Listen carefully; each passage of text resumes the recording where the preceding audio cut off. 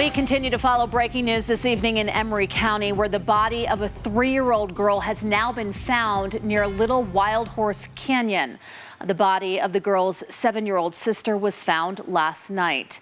The girl's family from West Jordan was caught in a flash flood yesterday afternoon in the narrow canyon. Fox 13's Brian Schnee is near Goblin Valley this afternoon, where searchers have been working since yesterday afternoon.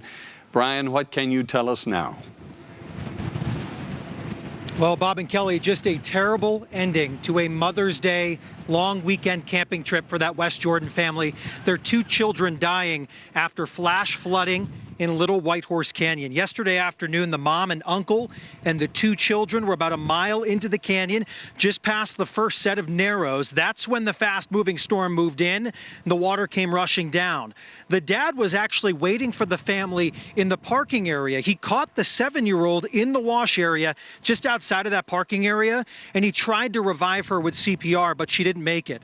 After finding remnants of the 3-year-old's clothing, the child was recovered just before noon today by the helicopter. The child's body was found about 30 miles away outside of Hanksville in what's called the Muddy River.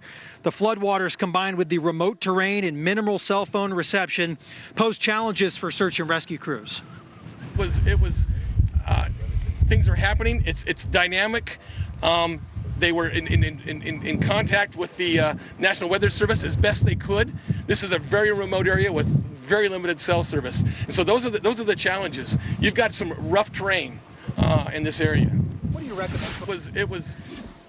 Well, just an emotional rescue as well for so many of those first responders and those search and rescue teams that have children of their own. So that making this even more difficult to try to work throughout the evening and the early morning hours. Now, those that do manage this area, BLM, they've got signs up everywhere. They want you to know about flash flooding. This one, of course, just earlier in the season. Not as typical, not as expected, but always check the weather before you go into these slot canyons. We're live in Emery County tonight. Brian Schnee, Fox 13 News, Utah.